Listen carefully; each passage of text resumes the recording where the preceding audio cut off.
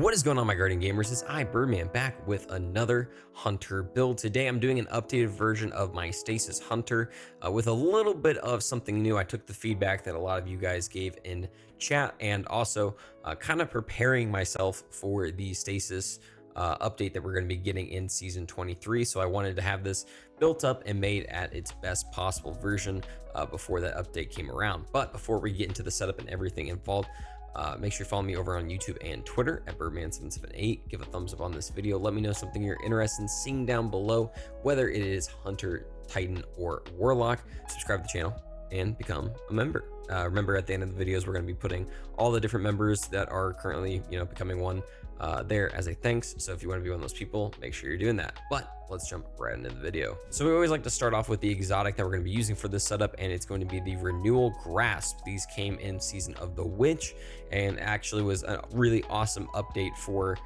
Stasis Hunters, being able to get that Depths of Dustfield. Your Dustfield grenades have a much larger effect radius. Allies inside the Dustfield take reduced damage, and targets inside the area deal reduced damage. So this was just a really great, just like boxing out support. Could also use it kind of offensively, especially with how Stasis is already set up to just kind of support all the different abilities and everything. It had a bit of a nerf, and then that nerf got undone, so they are back and better than ever.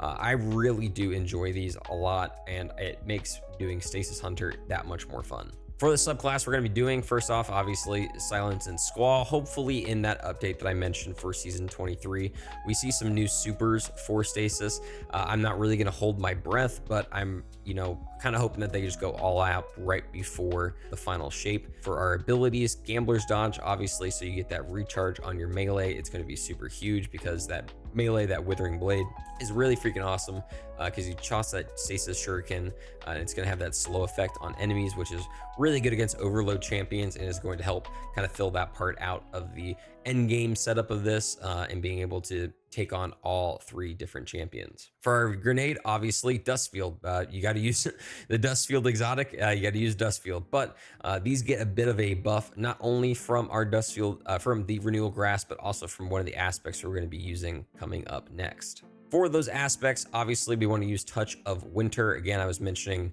that aspect that kind of helped out our Dustfield grenade. And for that Dustfield grenade, it's going to increase the slow field size and create a small stasis crystal on impact. Now, typically that stasis crystal is going to be much smaller, but because you're using the Renewal Grasp, it's going to make it that much larger. It's going to make it a large one, so it's even easier to shoot, and also is going to do a lot more area of effect damage. And then for our second aspect, we're going to be using Grim Harvest. Defeating slowed or frozen combatants creates stasis shards. These shards grant melee energy when picked up by you or your allies. These stasis shards are going to be huge for getting the absolute flow of abilities that we're going to have, and being able to get our super back just that much faster. So definitely make sure you have this on. Again, stasis shards are going to be huge for this build. Now for the fragments, an absolute must is going to be Whisper of Rendering, because it makes primary ammo weapons do increased damage to stasis crystals and frozen targets. Obviously, we want that damage increase against those targets, since we're going to be constantly doing that, especially with the exotic weapon I recommend for this setup. And yeah, you definitely just want to be able to blow up crystals as easily as possible. Next would be Whisper of Conduction. Nearby stasis shards track your position. This is a bit of a luxury one that I say you can put in and out, but I always enjoy this on a setup just purely off the fact that it's going to just make me not have to focus on running around and grabbing all those stasis shards. We're going to be using a mod on our cloak that is going to help us get all the orbs of power that we're going to be getting with this setup. So, having that, be able to grab that, just having a fragment, being able to pull the shards to me, makes my life just that much easier. Whisper of Refraction, defeating slow to frozen targets grants you class ability energy. Being able to get that Gambler's Dodge back as fast as humanly possible is absolutely huge for this setup, and being able to constantly bounce around the battlefield. Whisper of Shards, shattering a stasis crystal temporarily boosts your grenade recharge rate. Shattering additional stasis crystals increases the duration of this benefit. Absolutely huge, being able to constantly chuck those grenades, since this is kind of a grenade focused build. So definitely do recommend this. Now I'm going to say this is a bit of a flex spot, but I recommend Whisper of Hindrance. Dramatically increase weapon stability, weapon aim assist, weapon airborne effectiveness, mobility, resilience, and recovery after freezing a target with stasis is really nice. Just kind of makes the build flow that much better. But I will also say that something like Whisper of Hunger, where it increases the melee energy gain from picking up stasis shards, since we're creating so many of those, will help out the I would say ability flow of this more than anything. But again, this is just kind of more what you want to try out. Now, I mentioned a weapon that's going to be really good for this setup, and that's going to be the Verglass Curve bow. Now, this is going to be up in your top slot, and its intrinsic trait reads Hail Barrage. Final blows with this weapon grant stasis arrows. Your next hip fire shot will fire all of them in a single volley. So this is going to constantly chuck all of those stasis crystals around the battlefield for us to absolutely just kind of nuke everyone all at once. And also the Hailstorm trait, direct hits with stasis arrows freeze combatants and slow opposing guardians. Stasis arrows that impact the environment create stasis crystals. Again, you're able to stack up to 5 of these and shoot them. I definitely recommend doing this on bosses, especially just because that explosion from all 5 is going to do a crap ton of damage and it's really fun to watch. Just so you know, the catalyst for it, all it does is freezing or slowing a target grants this weapon faster draw speed for a short period of time.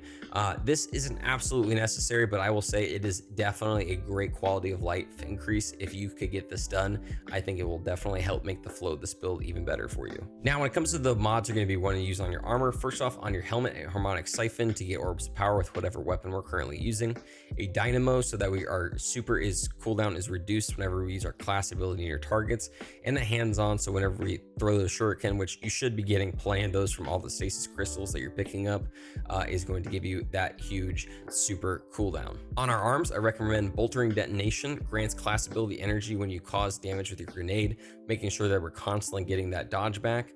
Momentum Transfer, causing damage to grenade reduces your melee cooldown, making sure that we're getting that solid flow into there. And then finally, a Grenade Kickstart, so that whenever we are getting those orbs of power or the armor charges, that we're going to be able to build up that cooldown for our grenade once we activate it. For the chest piece, I recommend getting at least a charged up so that you're able to get 4 stacks of armor charge, and then 2 concussive dampeners or some type of dampener mod to add to the damage resistance of this setup. On our boots, an elemental charge so that whenever we pick up those stasis shards, they have a chance to count as an armor charge, a stacks on stacks so that we get an extra charge for every single orb of power or stasis shard that we pick up, and then a recuperation so that whenever we pick up orbs of power, we get that health regen. And finally, on our hunter cloak, a reaper so that whenever we use our class ability, our next weapon final blow will get us an orb of power, a bomber so that we get our grenade back whenever we use our class ability, and that powerful attraction to pull in all those orbs of power. When it comes to the artifact, honestly, you only need to focus on